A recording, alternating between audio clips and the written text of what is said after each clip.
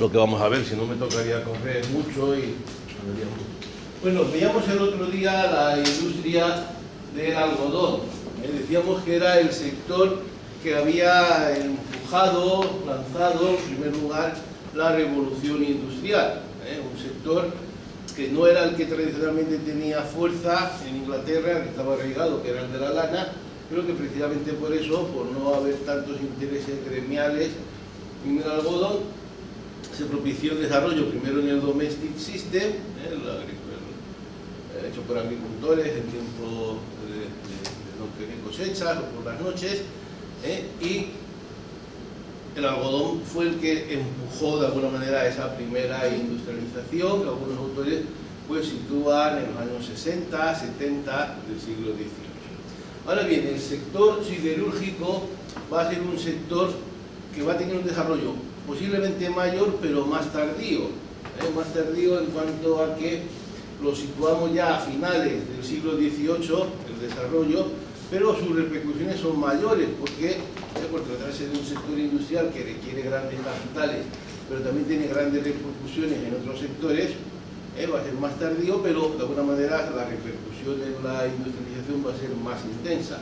Fijaros la relación que hay entre industria siderúrgica, los transportes, primero construcción de canales, de ferrocarriles, y todo lo que es la mecanización de todos los demás sectores, que lógicamente va empujada por el desarrollo de la metalurgia.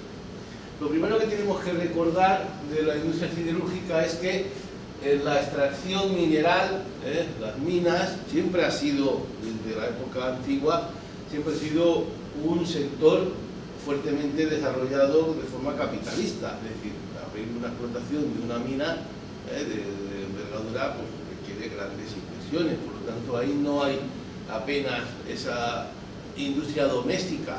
Es verdad que hay mineros independientes, libres, que trabajan para sí mismos, pero lo normal es la gran mina que busca el mineral a cierta profundidad y que requiere grandes inversiones.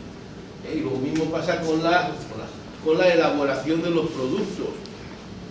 Una fundición pues no puede ser una cosa en el taller de una casa o en el trastero de una casa, sino que requiere lógicamente una gran inversión, porque requiere fuente de energía y unas máquinas que sí que habían, máquinas más elementales, aquellos martillos pilones hidráulicos, unas máquinas más elementales que sí que existían y que ahora lo que van a hacer es desarrollarse y mejorarse. Por tanto, siempre ha habido gran capital y fábricas de gran tamaño comparadas con los otros sectores. ¿Y dónde estaban? Pues lógicamente, como el consumo energético de este sector siempre ha sido muy grande, estaba muy condicionado por la fuente de energía. ¿Qué fuente de energía era la inicial? El carbón vegetal, es decir, la madera. Sabéis que la madera, los forestales, los trabajadores forestales la convertían en carbón, unas carboneras que todavía vemos en la zona montañosa, y ese carbón vegetal luego se trasladaba a la industria siderúrgica. No podía irse muy lejos porque si no se encarecería mucho. Por eso se estaban localizadas en zonas boscosas, de las cuales en Inglaterra pues, fueron desapareciendo con el paso del tiempo por este uso forestal y otros usos, y pronto se introdujo una nueva energía que era la energía hidráulica. La energía hidráulica de los saltos de agua, los molinos de agua, que movían los fuelles de las industrias, y a su vez los martillos pilones que golpeaban el hierro, pues eran movidos por molinos hidráulicos, lo cual hace que también tuvieran que buscar zonas elevadas, porque en la zona llana el río tiene poca fuerza, donde tiene fuerza el agua, lógicamente donde hay un salto de agua, hay un molino, y eso lo situaba lejos de las zonas de población, de las zonas más pobladas, con lo cual el transporte luego del producto de hierro, que es un producto pesado por su propia definición, encarecía mucho estos productos. Y los situaba, como digo, en los montes, en los bosques, donde había esas energías. Pero pronto empezó a usarse el carbón, aunque el carbón mineral arde mal. El carbón mineral, si es muy bueno, si es muy rico, arde medio bien. Es siempre peor que el vegetal, pero si es malo, arde muy mal. Con lo cual, al principio que usar el carbón, estaban muy condicionados a que hubiera el carbón, la antracita, que es el carbón bueno, digamos. El carbón de coke, que es el más barato, pues apenas se podía utilizar o no se podía utilizar. Y luego la demanda de productos metalúrgicos, la demanda tradicional era una demanda muy estable, es decir, siempre se consumía lo mismo, cacharros para casa, elementos de los carros de transporte y productos para el ejército, básicamente. Aunque el ejército con las guerras del siglo XVIII, antes de las guerras napoleónicas, tenía cierta demanda, pero una demanda muy estable que tampoco favorecía las grandes inversiones, porque siempre se producía lo mismo y por lo tanto no había expectativas de gran crecimiento. Todo esto va a cambiar con la máquina de vapor. Esa producción estancada, con un coste caro de transporte y una demanda muy estable, se va a cambiar cuando se introduzca la máquina de vapor y cuando, por supuesto, el resto de la sociedad empiece a industrializarse. Por ejemplo, el desarrollo de la industria textil va a exigir máquinas. La propia máquina de vapor no solo es que se utilice en la mina y se utilice en la fábrica metalúrgica, sino que también hay que producirla, lógicamente, con hierro. Es decir, el propio invento de la máquina de vapor desarrolla la producción metalúrgica. Esto se produce en 1769. Primero se usa en las minas la máquina de vapor para sacar agua, lo cual fue importantísimo porque de alguna manera minas que no eran explotables se pudieron explotar, porque la máquina de vapor permite sacar agua de cierta profundidad que no se podía, digamos, con métodos tradicionales. Pero sobre todo se va a utilizar para meter el aire en el fuelle, es decir, de un fuelle manual o movido por animales. Imaginaros la diferencia que supone un fuelle con una máquina de vapor que está metiendo aire ahí continuamente, con lo cual sabéis todos que arde mucho mejor y más barato.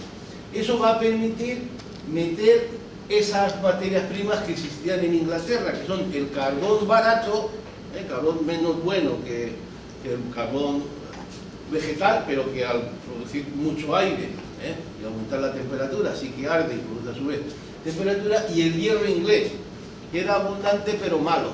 Cuando se quería hacer acero, el acero bueno, el acero, por ejemplo, de los sables, de las armas, se traía en Inglaterra de Suecia, que era un hierro muy bueno.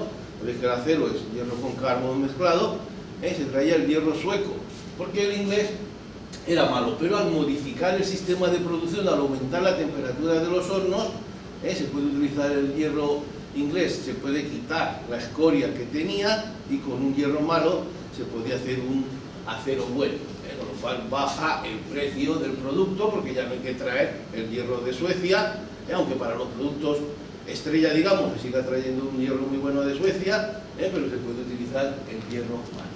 Y claro, al meter el carbón ya no tiene que estar el alto horno, la siderurgia en el bosque o en el monte, sino que tiene que estar en la zona carbonífera. Y lógicamente el abaratamiento del coste de la producción a su vez crea una demanda.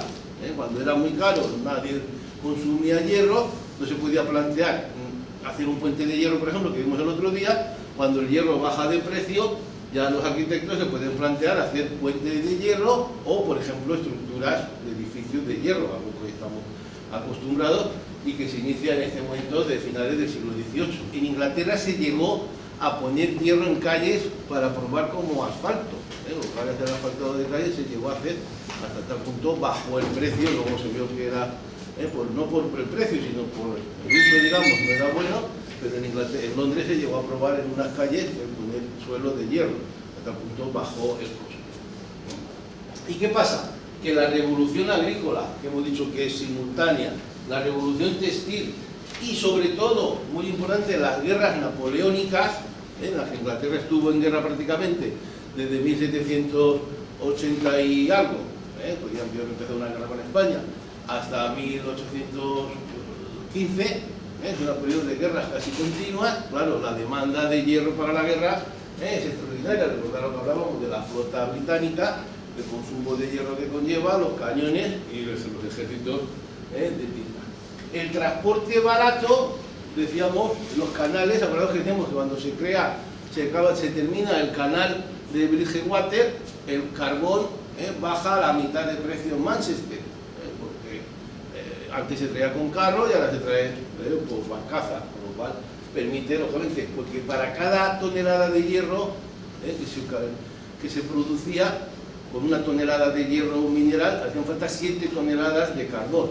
Por lo tanto, no buscaban las minas de hierro, sino las minas de carbón, en cuanto que el precio del transporte del carbón era mucho mayor. Claro, esto estimula, a su vez, la propia minería, por sacar cada vez más carbón, consumir más carbón, y estimula también la mecanización general. Cada vez se fabrican piezas de hierro de mayor precisión, de mayor dureza, que hace que las máquinas puedan ser más precisas, más complejas, porque ya puede hacerse, digamos, un trabajo de hierro en pequeño tamaño, porque se pueden hacer piezas de pequeño tamaño pero de fuerte dureza, piezas de hierro, piezas de acero, que mejoran la mecanización. Este es un sector que absorbe grandes capitales. ¿De dónde? Pues de donde venían, de donde había, de la agricultura, de la industria textil, pero a su vez también produce grandes beneficios. Un personaje, por ejemplo, famoso, que todavía el nombre está en los medios publicitarios, fue Wilkinson. Una maquinilla de afitar que se llama Wilkinson. Wilkinson hizo un alto horno, hizo un invento, mejoró los altos hornos y tenía 8 o 10 altos hornos por toda Inglaterra, llegó a abrir altos hornos en Francia, pero luego también tenía unas industrias textiles, industrias agrarias o producciones agrarias en fincas, porque al manejar mucho volumen de capital, pues también diversificó mucho la inversión. Dinero en compañías de transporte, en compañías navieras, porque todo eso vino de las grandes inversiones, pero las grandes inversiones produjeron también grandes beneficios. Los inventos, hay muchos inventos, pero aquí estarían los más conocidos, los más sencillos. El primero, la máquina de Watt, la máquina de vapor. Decimos que primero se utiliza para desecar minas y para el transporte dentro de la propia mina, es decir, mover las vagonetas, que se sacaban llenas de hierro, que había que empujar inicialmente, pues luego con un cable que tirado por la máquina de vapor, se suben las vagonetas, pero enseguida, unos años después, se introduce el fuelle de máquina de vapor y la forja, el golpeo, pero todavía es un golpeo sencillo, hasta que Wilkinson inventa el martillo a vapor, que da 150 golpes por minuto. Lo que quiere decir que son más de 2 golpes por segundo. Claro, eso tiene una capacidad de producción para laminar el hierro, darle en un minuto 150 golpes, con un mazo de una tonelada. Imaginaros la capacidad, cómo le evoluciona. La laminadora de Cork, que es para hacer las láminas de hierro, que fue una revolución completa, simplificó varios procesos en uno y permitió el uso solo con carbón. Y luego la inyección de Nielsen de aire caliente, el aire se pasaba por unas turbinas alrededor de la parte caliente de la máquina y se inyectaba ya en el alto horno, se inyectaba caliente, con lo cual el carbón aumentaba su producción. Y ya el último gran invento, ya de 1860, que es el nuevo alto horno de Bessemer, que prácticamente desde entonces, pues a grosso modo, no ha evolucionado mucho la industria siderúrgica, eso revolucionó la fabricación de acero. Fijaros cómo evolucionó la producción. Antes lo había puesto, en 1750, en el periodo, podemos decir, todavía tradicional, la preindustrial, porque la industria textil se estaba desarrollando, pero era preindustrial. Para la siderúrgica se producían 25.000 toneladas métricas de hierro. Fijaros que en 1800, en 50 años, ya se multiplicó prácticamente por 10. Por lo tanto, aquí, aunque sea una cifra todavía no llamativa, pero el incremento es muy importante. En 50 años se multiplica por 10.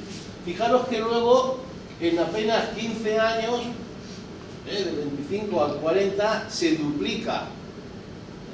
Y luego se duplica en solo 10 años.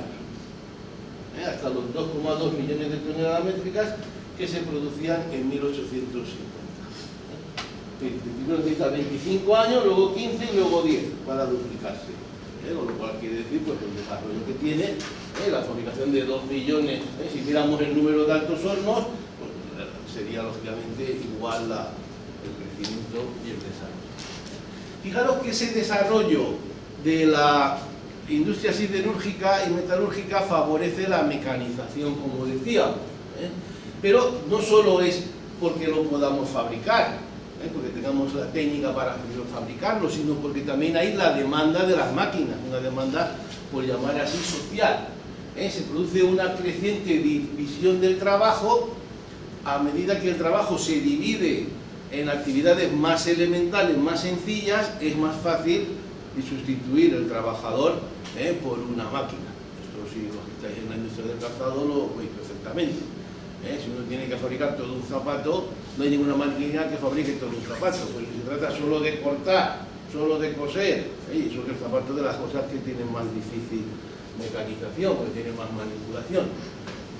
¿Qué consecuencias tiene esto? Desarrollo de la industria metalúrgica, que es a la vez causa y consecuencia, porque a la vez causa y consecuencia, el desarrollo de la fábrica, porque la máquina ya no puede estar en casa, porque exige una fábrica, también empuja el desarrollo científico y tecnológico, al que ya nos hemos referido, y la consecuencia, pues descenso del precio de las mercancías. Está claro que con un telar que tiene que mover un obrero, y hace así, pum, y tira el macho con el hilo, de pum, y luego tira para el otro lado, pues el producto es mucho más caro que si lo hace una máquina de vapor que va haciendo así, pues va bajando el precio de la mercancía, con lo cual aumenta mucho la competitividad.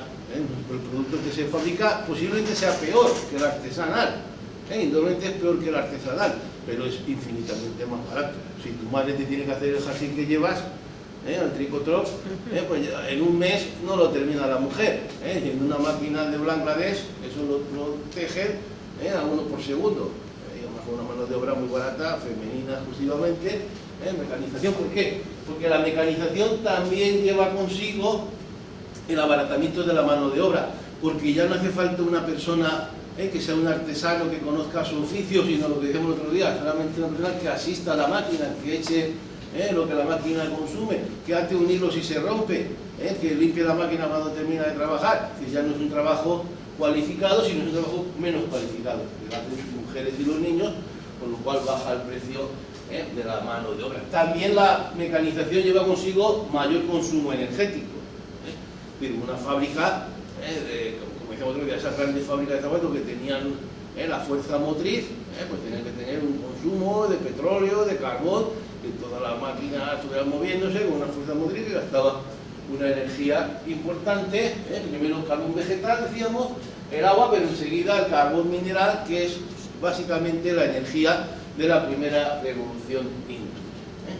Pero claro, las máquinas, ¿qué es lo que pasa con ellas? Que son muy caras. Ojo, son muy caras y se quedan viejas. ¿Por qué? Porque yo tengo una máquina que me cuesta mucho dinero y resulta que a los 2 años el competidor compra una que ha salido mejor, que va a hacer la mía, la convierte en obsoleta. ¿Qué es lo que tengo que hacer?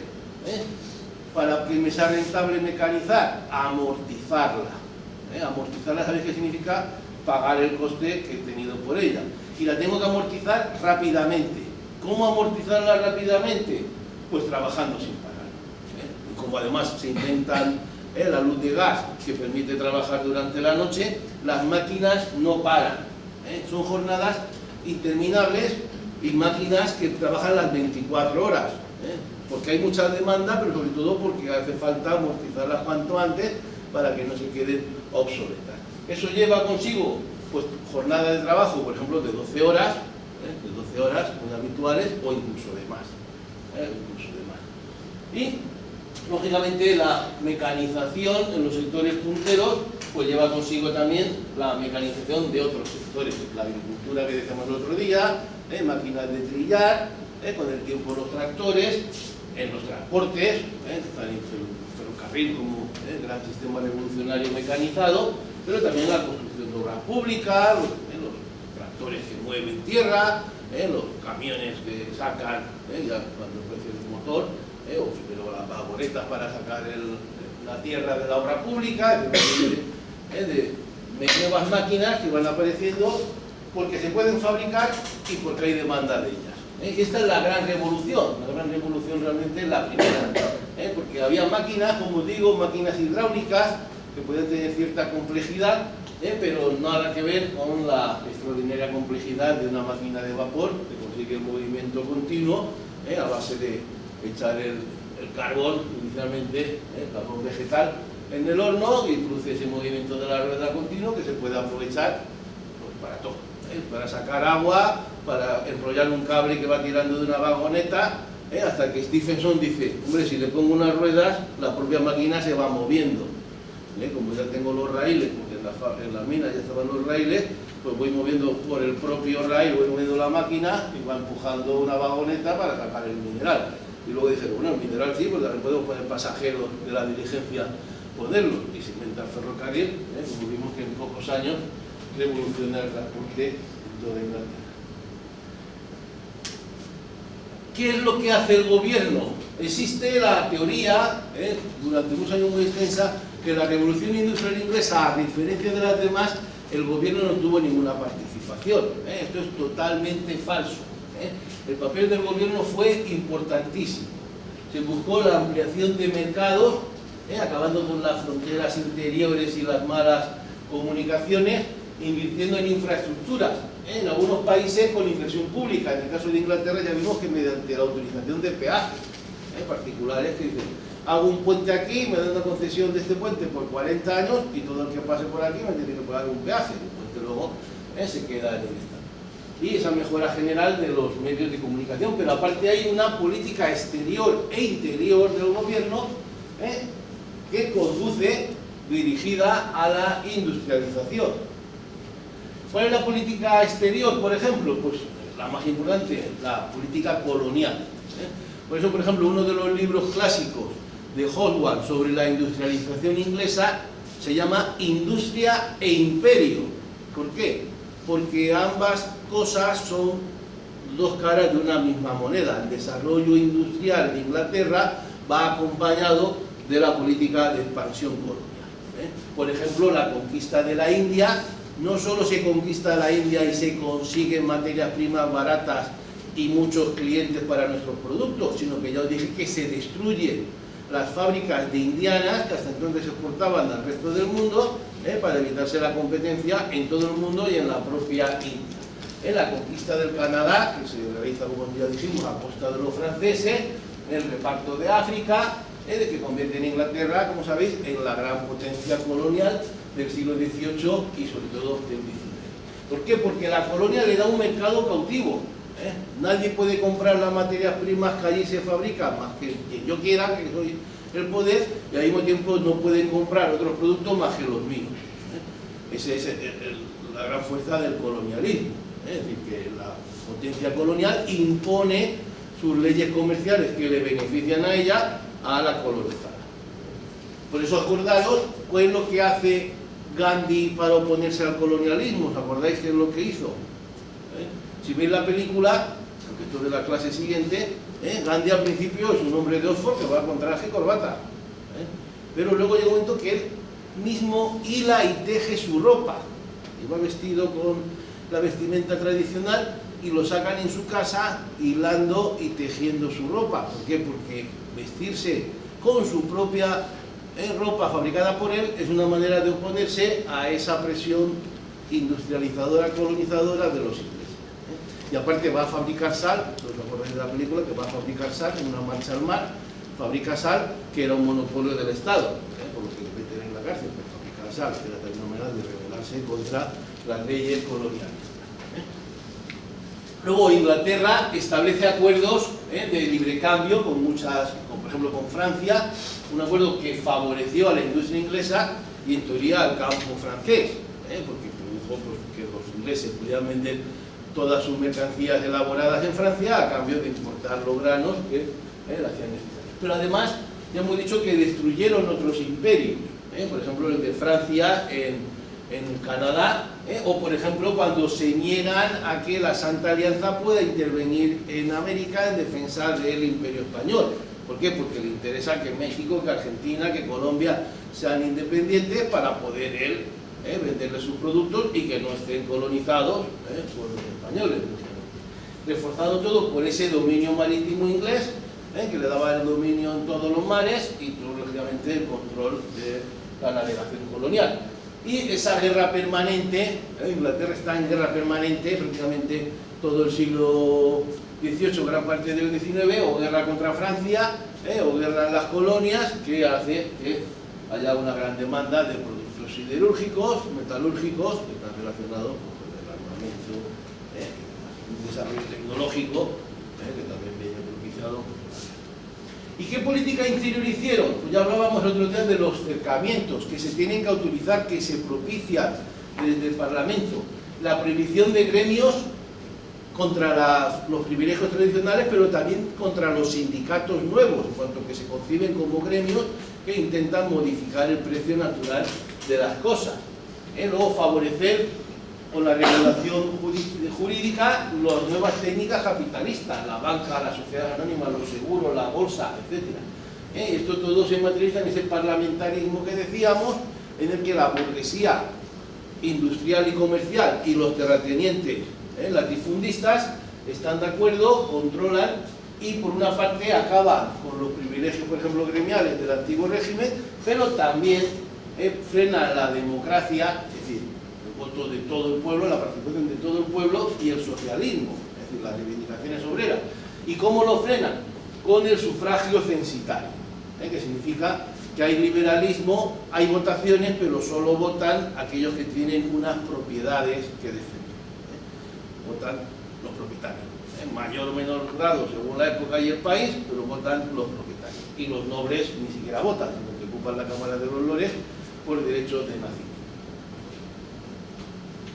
Y aquí vemos, para resumir, como, repito, lo que decíamos el otro día, todo esto, el papel del gobierno, la revolución demográfica, la agrícola, todo está interrelacionado y es lo que produce esa revolución global, porque todos los sectores se relacionan con todos los sectores. Ahora bien, esta primera revolución industrial que tiene como centro Inglaterra, podemos decir que llega un momento que se agota y da paso a una nueva oleada revolucionaria de fabricación que tiene unas características específicas, que son nuevas energías, nuevas técnicas económico-financieras e industriales, mayor intervención del Estado, intervención incluso directa en muchos países, en los modelos de Alemania, y la organización científica del trabajo, organización racional, científica, ¿para qué? Para abaratar los costes y aumentar la competitividad. Aquí veíamos el otro día ya este esquema, frente a la máquina de vapor del carbón, la aparición de la electricidad y del petróleo, frente a la caldera de vapor, el motor eléctrico y de explosión, que da lugar a la industria del automóvil. Frente a la textil, siderúrgico, metalúrgica, como industrias pioneras, la aparición de nuevas industrias pioneras, la industria química, muy importante sobre todo en Alemania, la eléctrica y automovilística, que se convierte en la gran industria del siglo XX, posiblemente. Los mercados, aumenta lógicamente la globalización, la mundialización, y la mano de obra, pues lógicamente empieza a organizarse y a reivindicar derechos y acceso al poder a través de los movimientos obreros y también de los partidos obreros, sindicatos y partidos. Si vemos lo de la energía, el carbón era la fuente de energía dominante durante todo el siglo XIX, y con el siglo XX nace el petróleo, que hacia finales de siglo o a mediados de siglo ya se convierte en una fuente de energía de un valor estratégico tan importante como el carbón, que condiciona todo. Bueno, y la política del siglo XX pues, está condicionada por la necesidad de controlar las fuentes de petróleo, porque los barcos se cambian de barcos de vapor, de barcos de carbón a barcos de petróleo, que es más limpio, da mayor autonomía. Churchill en los años 30 ya cambió todos los barcos, se cambiaron a petróleo para dar a la flota inglesa una mayor autonomía. Luego ya aparece el gas, más recientemente en la segunda revolución.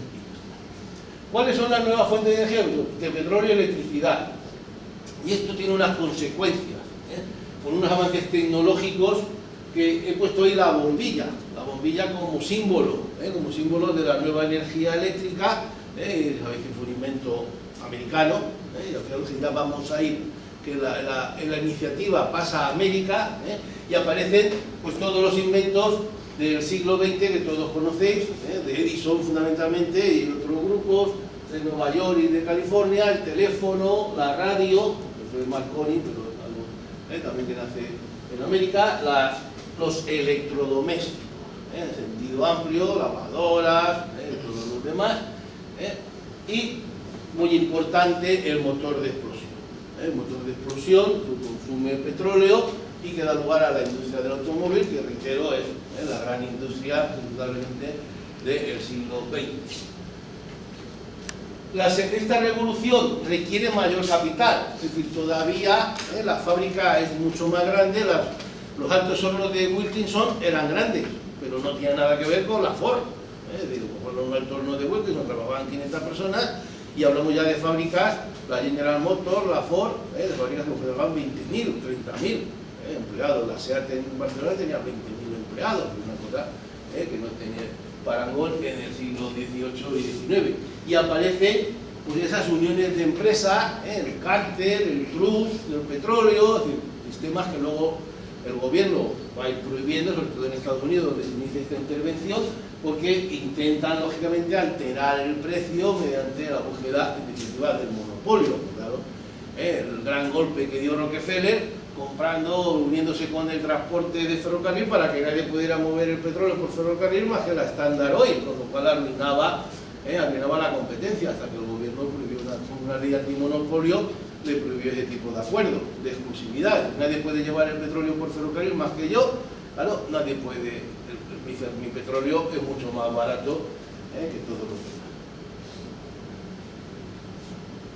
Hemos dicho que hay una mayor intervención del Estado en la economía, todos los países se dan cuenta de la importancia que tiene la industrialización, y ponen todos los recursos y en algunos casos se llegan a industrias de propiedad nacional, no necesariamente en países socialistas, pero industrias de propiedad nacional que llegan donde no llega la empresa privada, o por ejemplo la construcción de grandes presas que los particulares mejor no pueden afrontar y que son iniciadas, construidas por el Estado para producir, y luego como la industrialización, como veremos, produce desequilibrios sociales, pues hay una intervención de los Estados con una política social, mayor o menor, para proteger a los perjudicados, diríamos, por esas condiciones de trabajo. Fijaros que evidentemente esto se da por el gobierno porque hay una demanda de los sindicatos. El primero que se dio cuenta que si el Estado no lo daba, los sindicatos lo tomaban fue Bismarck. Bismarck, que es posiblemente el político más reaccionario del siglo XIX, fue el que inventó la seguridad social estatal.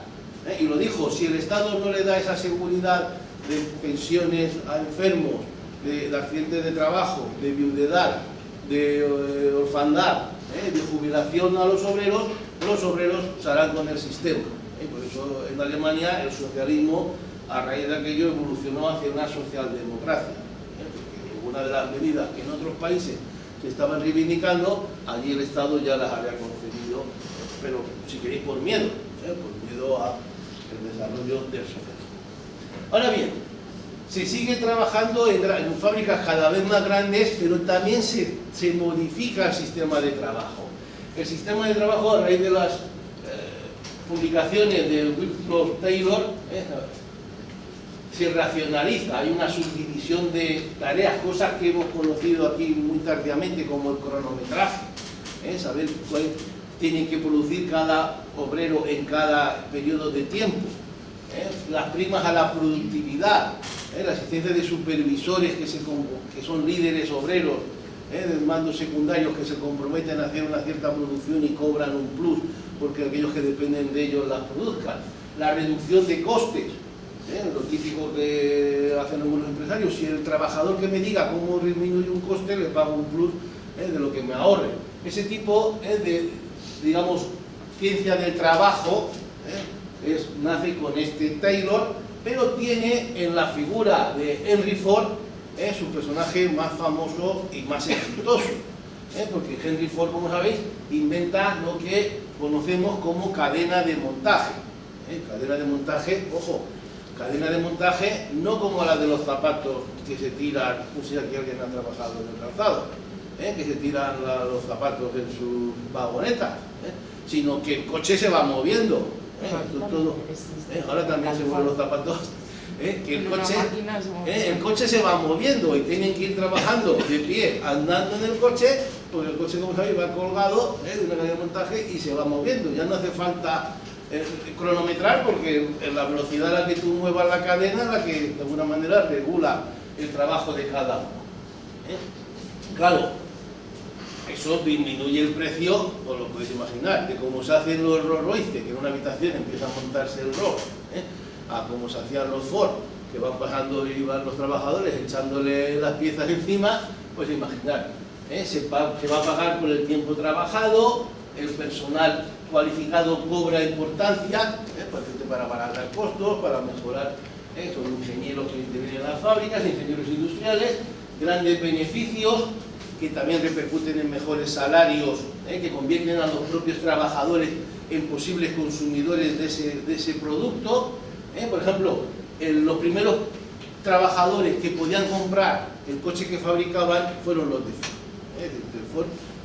Pagaba un sueldo y el coche lo hizo tan barato que sus propios trabajadores podían comprar ese coche. Hasta entonces un coche era algo de los burguesía, algo de los ricos, por decir así. Fijaros que en 1908 el famoso Forte valía $850, de 1908. Y fijaros que 20 años más tarde, con dólares de 20 años más tarde, sin embargo, solo valía 360 euros. Lo cual quiere decir que fue cuando estaba pagándose 5 euros diarios de sueldo. Lo que quiere decir que un trabajador que ganara 150 euros al mes, con 4 o 5 meses de sueldo, podía comprar un coche. Claro, no va a dejar de comer 4 o 5 meses su sueldo. ¿Qué pasa? Que esto va acompañado también de una adaptación financiera, lo que hemos conocido, las letras de cambio, la compra a crédito. Entonces ahora ya no hay letras de cambio, pero antes se compraban con letras de cambio, que de cierta edad se llevan a comprar pisos. Pisos se compraban con letras de cambio. El constructor te llevaba un mazo así de letras de cambio y cada mes las iba metiendo en el banco para que tú las pagaras. Compraban pisos, compraban coches y lógicamente los sistemas de crédito que todos compran. Fijaros que se llegaron a fabricar 15 millones de unidades del famoso Forte, y que en 1921 prácticamente solo este modelo suponía la mitad de la producción mundial de automóviles, mientras los demás en Alemania hacían los Mercedes, así digamos por encargo, los Rolls, estos los hacían, por decir así, como chulos. Todo se define en un famoso eslogan publicitario, que alguno recordará haber leído en algún sitio, que decía: puede elegirlo en el color que desee con tal de que sea negro. Porque no lo fabricaban más que negro. ¿Por qué no lo fabricaban más que negro? Porque pintarlo de otros colores obviamente hubiera encarecido la producción. Puede comprarlo del color que desee con tal de que sea negro. Es el famoso Ford negro, que todos imagino que habéis visto en las películas, que este de aquí, que se fue adaptando, se fue mejorando, se fue cambiando, pero básicamente este no, el otro, el modelo T es el que tiene la capota. Este es un modelo más grande. Claro, eso nos explica cómo fue aumentando de manera imparable, esto es Estados Unidos, la cantidad de millones de fijaros que en 1928, por ahí, antes de la crisis, se fabricaban 4 millones de coches ya anuales en Estados Unidos solo. La mayoría de ellos Forte, y los vehículos en circulación en Estados Unidos, claro, los coches duran 10-15 años, se fabrican 3-4 millones, pues estaban en torno a los 20-30 millones antes de la crisis, y luego ya en la época del desarrollismo, pues no hace falta decirlo, como se disparó a medida que se fue todavía abaratando más. Ten en cuenta además que la gasolina es muy barata en Estados Unidos. Y fijaros que esta segunda revolución industrial lleva consigo también un cambio geográfico. Hasta ahora, en la primera revolución industrial hemos hablado de producción inglesa y de inventores ingleses, ¿correcto? Sin embargo, en la segunda revolución industrial, Inglaterra, del 31% que producía en 1870, es decir, que de cada 3 cosas que se fabricaban en el mundo, una la fabricaba Inglaterra. Sin embargo, va perdiendo peso hasta reducirse a menos de la mitad. Lo mismo pasa con Francia, no había llegado a al 10%, y del 10% prácticamente pierde también la mitad. Alemania aumenta o mantiene, incluso aumenta gracias a la industria química sobre todo, también la automovilística, pero sobre todo gracias a la industria química, que era no monopolio, no, pero ha sido siempre el sector en el que Alemania mantenía, básicamente con la compañía Bayer y derivadas, mantenía el liderazgo. Ahora bien, fijaros cómo Estados Unidos, que ya era una gran potencia industrial en 1830, sin embargo sigue convirtiéndose en el gran taller del mundo, hasta el punto de que ahora es una de las cada 3 cosas que se producen en el mundo es norteamericana. Pero si vemos los inventos del siglo XX, pues todavía es verdad que hay muchos Nobel alemanes, sobre todo de química, de física, hay todavía muchos Nobel y muchos inventos ingleses, pero casi 8 de cada 10 inventos del siglo XX son norteamericanos. Edison, o son norteamericanos, o también lo que pasa, que América se convierte en el centro de investigación del mundo y los grandes investigadores de todo el mundo van a trabajar a las compañías americanas o a las universidades americanas, lo cual viene a ser lo mismo, aunque sean alemanes muchos o sean ingleses, en realidad trabajan para compañías norteamericanas.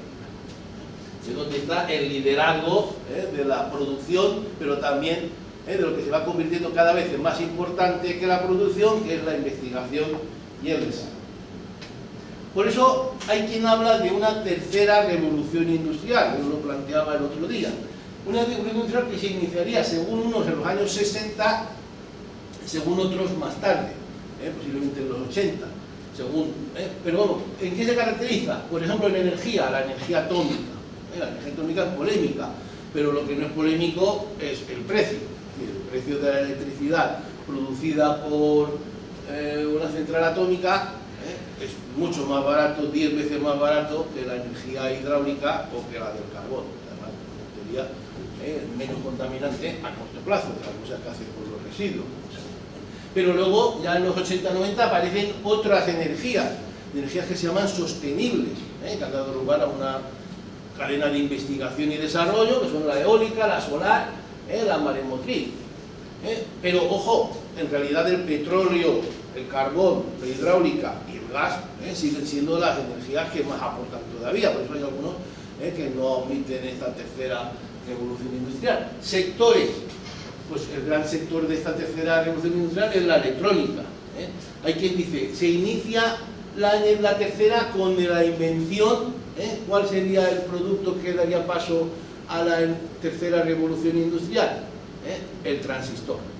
¿Tú sabes lo que es un transistor? No solo una radio, sino lo que había dentro, frente a las pilas de la bomba de vacío aquella, las lámparas de vacío de las radios antiguas, el transistor tan insignificante que luego sabéis que dio paso al chip, que es el transistor impreso, que es lo que posibilita la otra gran industria de esta tercera revolución industrial, que sería la informática. Las comunicaciones, la aeroespacial, todo lo posible por los chips, por los transistores.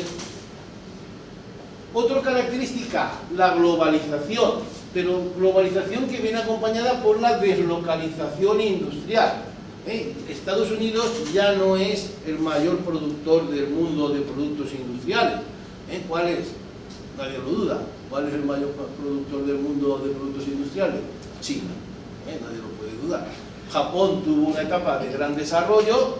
Acordaros que tenemos la mentalidad del japonés, el que hace lo mismo que los de Europa, de América, pero más barato. ¿Os acordáis de esa? Eso ha desaparecido, pero y hoy la industria está básicamente en China.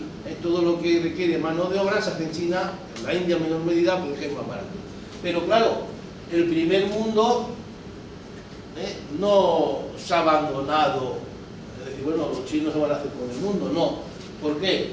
Porque aquí está, aquí, sobre todo en Estados Unidos, en Alemania, está lo que de verdad mueve al mundo, que es el I+D, investigación y desarrollo. Los chinos fabrican, pero las patentes son europeas, las máquinas que usan son europeas. Por ejemplo, a mí en los 80 me llamó la atención que en España, cuando yo estudiaba geografía, en España se fabricaban muchos zapatos, pero todas las máquinas, yo me parece que en un tallerico iba a haber fábrica de calzado, todas las máquinas eran o alemanas o italianas. No, aquí no se fabricaba ninguna máquina, todas eran básicamente alemanas. En Alemania no se fabricaba ningún zapato, porque era mucha manipulación, era caro, no se fabricaba ningún zapato. Pero las máquinas de fabricar, de la máquina de central, la máquina de tal, todas eran alemanas. Pues esto sigue pasando. Y luego los productos de lujo, es decir, Cartier, los franceses, los ingleses, los perfumes. Y la sociedad del conocimiento, es decir, quien dirige el mundo, las cadenas de televisión, los medios de publicidad, la cinematografía, etcétera, está en manos del primer mundo, que sigue moviendo el mundo, que sigue controlando.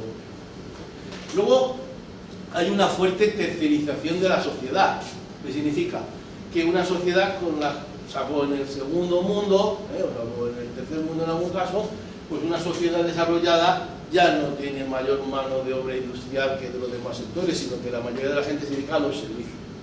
La producción agraria casi insignificante, como decimos el 5%, la industria el 20-25% y el 60%, 70% de la población pues son comerciantes que venden, o de los servicios públicos, digamos, maestros, policías, militares.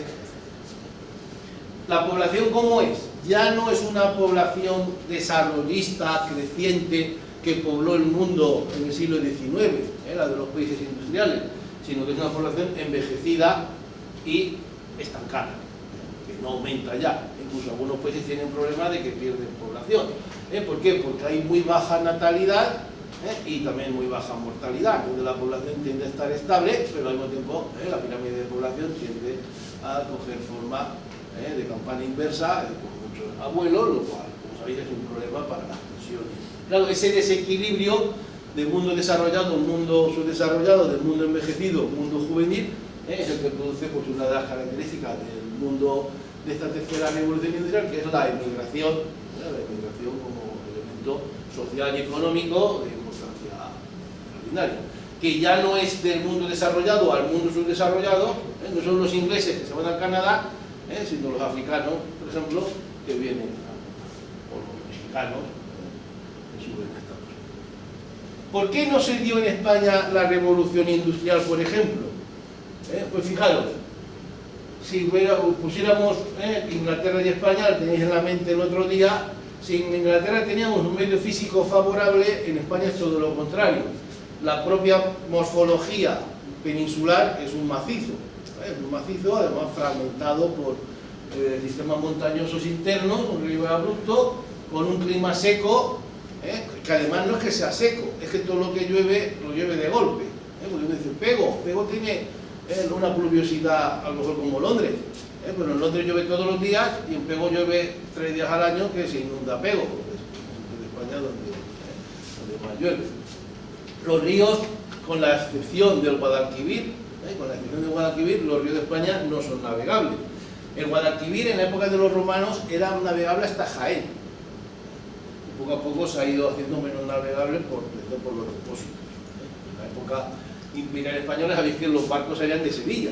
Luego de Sevilla tuvieron que bajar a Cádiz porque ya la barra del Guadalquivir cada vez era un mayor problema, porque los barcos eran más grandes y era más estrecho el paso. Los demás ríos, ninguno es navegable. Ni hay agua, ni hay un relieve que lo permita. Y las materias primas, el carbón vasco es bueno, pero también es algo costoso, pero es bueno, pero el mineral, por ejemplo, asturiano es malo y caro. De manera que los vascos, por ejemplo, les salía más rentable traer el carbón de Inglaterra, los barcos vienen de Inglaterra con carbón y volvían con hierro. Mientras que el carbón de Asturias era caro, salía más caro que el de Gales. Luego, la guerra de independencia fue terrible. La mortalidad, la reducción de la natalidad, la destrucción de ciudades. Por ejemplo, se dice que Wellington bombardeaba todas las ciudades donde hubiera alguna industria de algo, porque así se lo habían dicho sus jefes. Aunque ya se hubieran retirado los franceses, bombardeaban. La pérdida de la flota en Trafalgar fue terrible para la colonización de América, la pérdida de cosechas, y sobre todo el hundimiento de la hacienda real, con la gran deuda pública que se desarrolló con las guerras anteriores, es decir, de Godoy, con la propia guerra contra francés, y la pérdida de las colonias, justo en el momento en el que España podía haberse industrializado, perdió las colonias, con lo cual ni tenía el oro que venía, ni tenía los clientes, ni tenía las materias primas baratas. Por eso, por ejemplo, vemos que el crecimiento demográfico de España en un siglo ni llega a doblar su población, cuando Inglaterra la triplicó y Francia prácticamente la dobló. lo cual es una causa y una consecuencia de la falta de industrialización. La agricultura, pues escasa inversión pública, muy importante el dominio de la explotación indirecta. ¿Qué significa explotación indirecta?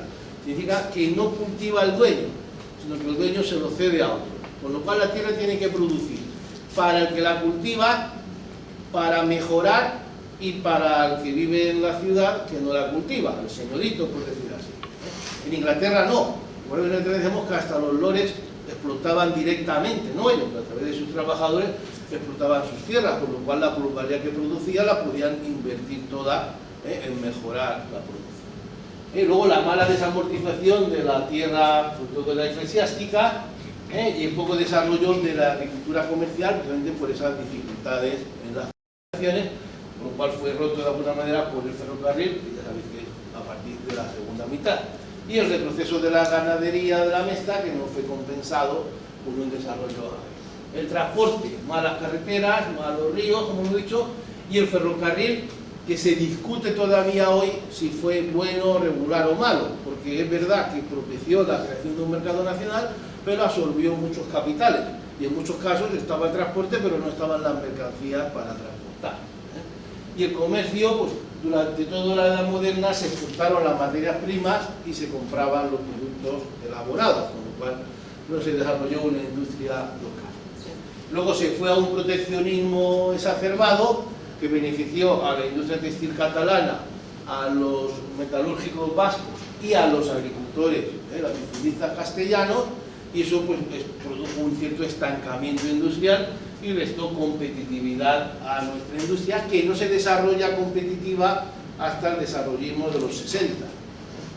Y también pues, hay unas causas históricas del siglo XVI-XVII, por un desarrollo comercial escaso, con escaso desarrollo de la bolsa, con la industria de la lana, como decíamos, que no podía competir con la extranjera, y con la inexistencia de ese mercado. Por lo tanto, hay causas naturales, pero también causas políticas, sociales, como por ejemplo la acción del gobierno, que no apoyó el desarrollo agrícola e industrial, que tardó mucho en abolir los gremios y las propiedades comunales, hubo un absolutismo hasta 1830, con guerras continuas en el solar peninsular, porque hemos dicho, Inglaterra estuvo en guerra todo el siglo XIX, pero ¿cuántas guerras tuvieron lugar en Inglaterra? Ninguna, todas tuvieron lugar fuera. Por lo cual su industria no se perjudicó. Aquí es al contrario, todas las guerras tuvieron lugar en España. Primero la guerra de independencia, luego la guerra carlista, que es el momento de los años 20, 30, el momento del desarrollismo que puede haber desarrollado. Consecuencias de una industrialización tardía y muy localizada.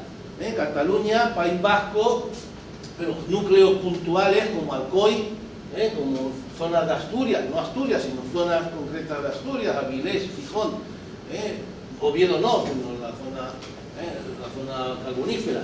Y de manera que la doctrina en España se divide en dos corrientes, los que hablan directamente del fracaso de la revolución industrial y los que hablan de un retraso, que se remontaría a finales del 19 con la restauración de Cánovas y sobre todo ya en los años 20, y después de la crisis política, de la guerra y de la posguerra, pues la revitalización de los 60. Porque el siglo XX, luego tenemos una guerra que fue tan negativa como la de... Y esto pues, ya lo dejamos para la semana que viene, pero fijaros las consecuencias sociales de la revolución industrial. Aquí veis esta foto terrible de los niños mineros, con la cara llena de carbón, niños que en la mina colaboraban empujando las baquetas, como que metiendo un mineral, porque había sitios muy estrechos, que utilizaban los niños porque los hombres no cabían y porque su mano de obra era mucho más barata. Esta es una de las lacras, lo veis, todavía existe, desgraciadamente todavía existe en el mundo de hoy. Y ya el próximo día pues veremos la proletarización, la formación de esas masas de trabajo, de trabajadores, que es un trabajador urbano con bajo nivel de vida, que pide su trabajo, los problemas del hacinamiento y demás, y cómo esto desarrolla, lógicamente, la reacción de los obreros, en el movimiento obrero, la ocupación. Hablaremos del socialismo utópico, aquí veremos primero las condiciones condiciones de vida, la humedad, el frío, calor. Imaginaros lo que es una máquina de vapor donde el agua tiene que hervir. El agua tiene que hervir. Entonces, lo que hace es hervir agua. El agua hierve a 100 grados, ¿correcto? Todos los que trabajan cerca de la máquina de vapor, la máquina de vapor tiene una serie de trabajadores que están metiéndole cosas, atendiéndola, tal, están a cerca de 100 grados, 80 grados. A lo mejor en un sitio que a lo mejor te alejas de la máquina 10 metros, hablamos de Manchester, y te alejas de la máquina 10 metros y hay 0 grados o 5 grados. Las condiciones, pues yo digo, hay frío, calor. Las condiciones de trabajo, hoy está todo muy regulado. Hoy para tirar, no sé si hay que estar en una fábrica o ha estado, para tirar el disolvente en el zapato hay una máquina, una corriente de agua. En teoría. En teoría. La ventilación, tal, pero esto es, aquí ha llegado muy tarde. Panas extractoras. Pero claro, hablamos de una época en que no había nada.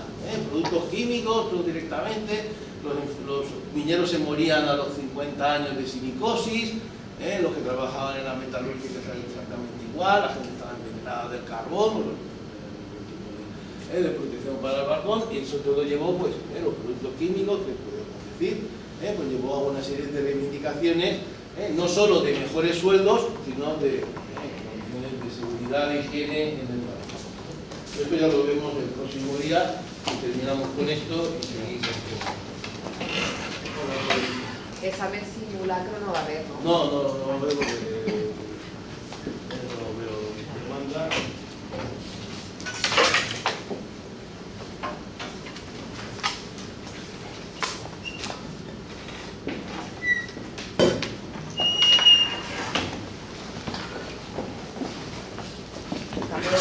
Hasta luego.